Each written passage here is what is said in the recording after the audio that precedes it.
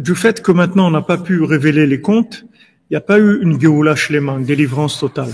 Maintenant qu'on est descendu dans la 50e porte de l'impureté, qui est l'imagination, c'est la 50e porte de l'impureté,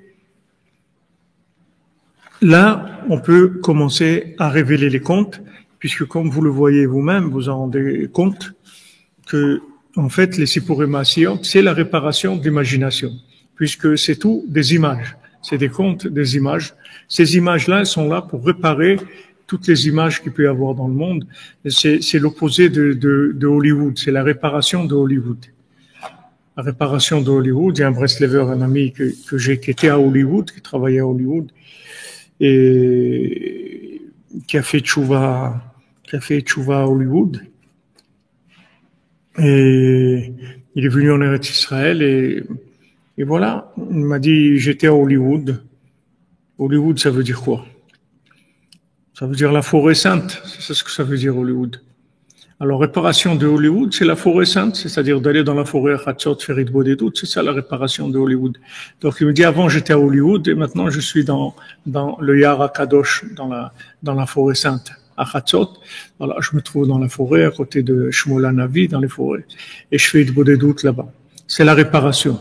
C'est-à-dire que maintenant, aujourd'hui, quelqu'un qui va pas avoir les comptes de Rabbeinu pourra pas résister à Hollywood. Mais Hollywood, c'est pas que les films. Hollywood, c'est les films de tout. C'est-à-dire, tout c'est des films aujourd'hui. Tout est des films. Le travail, c'est un film. Le mariage, c'est un film. L'éducation, c'est un film. La nourriture, c'est des films. Tout, c'est des films. C'est de tout imaginaire. Il y a rien qui manifeste quoi que ce soit de vrai. C'est tout imaginaire. Donc maintenant, pour réparer cette imagination, il faut une imagination qui soit plus grande que cette imagination-là, c'est-à-dire dans la vérité. Si vous voulez maintenant réparer cette imagination avec de la logique de vérité, vous pourrez pas. Vous pouvez expliquer tout ce que vous voulez, ça sert à rien. Aucune explication aujourd'hui ne pourra convaincre qui que ce soit. Aucun bon sens, aucune explication, parce que l'image, c'est plus fort que tout. Vous pouvez donner toutes les explications. L'image, il n'y a pas plus fort que l'image. Donc maintenant, il faut que vous ameniez une image qui soit plus forte que cette image-là. C'est-à-dire qu'il faut que l'image de la vérité, elle arrive à produire un effet qui soit au même niveau que l'image de Hollywood. Alors, quelle est l'image de la vérité? C'est la Bina. La Bina, c'est l'image de la vérité. Qu'est-ce que c'est la Bina? Ça veut dire que maintenant, la vérité aujourd'hui, elle se déduit, elle se comprend pas. La vérité aujourd'hui, on comprend rien.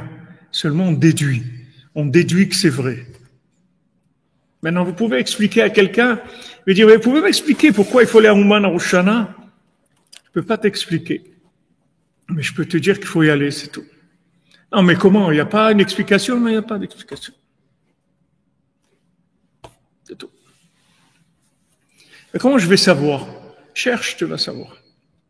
Alors ça, c'est extraordinaire, parce que maintenant, du fait que la vérité, elle vient de la déduction, elle va être réservée aux gens qui vont chercher. Parce que celui qui va pas chercher, il va rien voir. Celui qui vient et qui attend une vérité toute prête, logique, il va rien voir du tout. C'est protégé. Elle est protégée, la vérité. Elle est protégée, elle est réservée aux gens qui cherchent. Mais celui qui cherche, il va trouver. Et je dis, tu as trouvé? Ouais, c'est super. Il dit, ah ouais, tu peux m'expliquer? Je dis, je pourrais t'expliquer. La seule chose que je te dire, c'est que j'aime, c'est super. Non, mais qu'est-ce que tu aimes? C'est quoi? Je peux pas te dire. Qu'est-ce qui est écrit pour Shabbat? Shabbat, on dit ta'amu ur'u. Goûtez et voyez. Tu veux voir le Shabbat? Circuler, il n'y a rien à voir. Alors comment on fait? Goûte. Goûte et après tu vas voir. Goûte. Rentre. Cherche. Avance. Et après tu vas voir. Mais tu ne pourras pas partager ce que tu vas voir parce que c'est pas quelque chose de logique. C'est que de la déduction. Et tout ça, vous le verrez dans l'histoire du fils du roi, du fils de la servante. Vous verrez comment il avance, et avec ça, vous allez vous allez comprendre comment il faut faire pour avancer. Parce que lui, quand Rabbeinu il a raconté ce conte-là, qui vient, c'est-à-dire qui est descendu dans le monde grâce à Napoléon, puisque Rabbeinu, il avait ce conte-là qui attendait en haut, et Rabbeinu, il attendait qu'il se passe quelque chose, un appel quelconque dans ce monde pour faire descendre le conte. Alors, comme Rabbeinu, il parlait toujours avec ses élèves, il leur a demandé, alors, quoi de neuf, comment ça va, qu'est-ce que vous racontez, etc. Ah, il dit, il y a quelqu'un fou, Napoléon, et tout, il veut conquérir le monde, etc. Alors, Rabbeinu, il a dit, ah, mais ce Napoléon, c'est un fils de servante, en fait. Rabbeinu l'a dit ça, il dit, ben justement, il y a une histoire comme ça, Rabbeinu l'a raconté tout l'histoire du fils du roi, le fils de la servante. Et Napoléon, si vous voulez, c'est celui qui est arrivé à l'inversion la plus grande qu'il y ait eu, c'est-à-dire faire rentrer la religion dans le pouvoir, dans la politique. Faire dominer la politique par rapport à la religion. C'est-à-dire que la religion, elle va être gérée par la politique. Alors que c'est le contraire. La politique, elle est soumise à la religion et elle permet de gérer la religion. J'emploie le mot religion, c'est juste un langage, mais c'est un mot qui veut rien dire, mais c'est juste pour imaginer de quoi on parle. La foi, si vous voulez, disons la foi en Dieu. La foi, hein? La spiritualité, oui, mais avec la foi en Dieu, parce qu'il y a de la spiritualité aussi où il n'y a pas de foi, mais la foi en Dieu.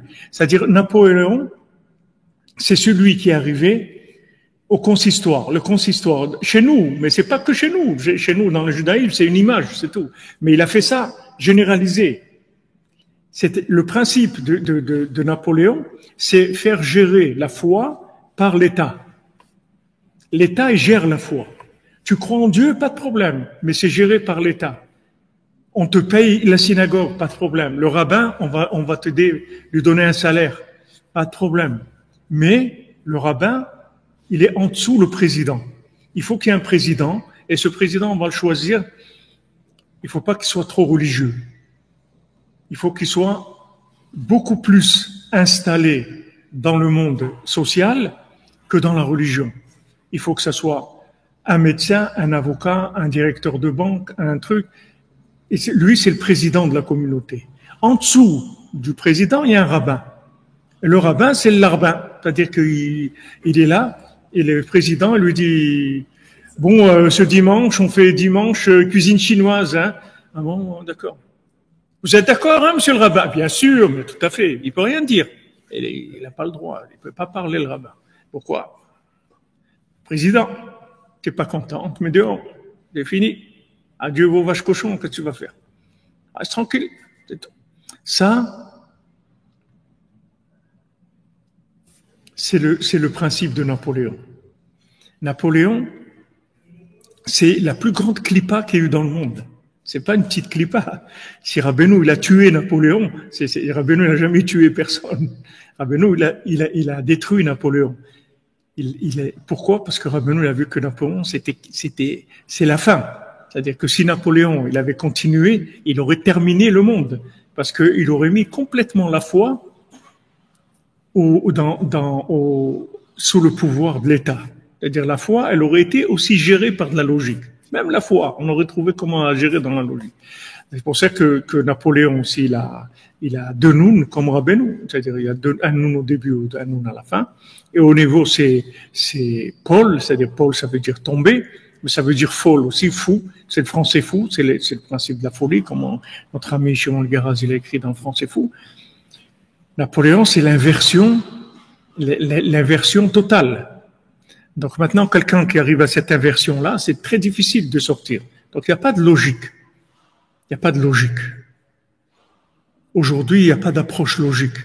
Maintenant, tu veux de la vérité, tu cherches. Quand tu vas chercher, tu vas trouver. Tu vas trouver quoi? Quelque chose par déduction. Tu vas déduire, tu vas aimer, tu vas sentir que c'est ça, mais tu pourras pas partager. Tu pourras faire vivre aux gens si tu les aimes et s'il y a de l'amitié, tu dis viens, il y a quelque chose de super, viens. Mais c'est quoi exactement? Non, viens, on parlera après. tu le fais goûter, etc.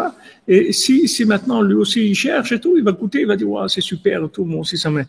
Mais tu peux pas logiquement expliquer. Qu'est-ce que tu vas faire à Ouman, à Rosh Hashanah? Je peux pas te dire, viens, c'est tout. Je peux pas te dire.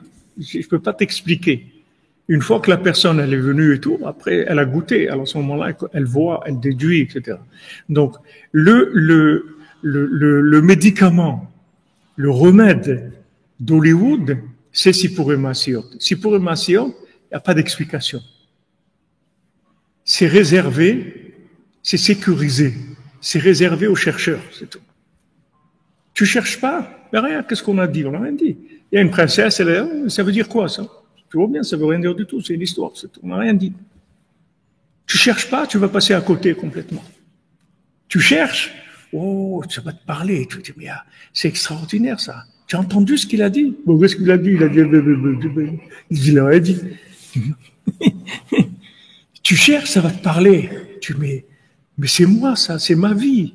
Mais il a tout dit, là. Mais il a rien dit. Qu'est-ce qu'il a dit? C'est réservé, sécurisé.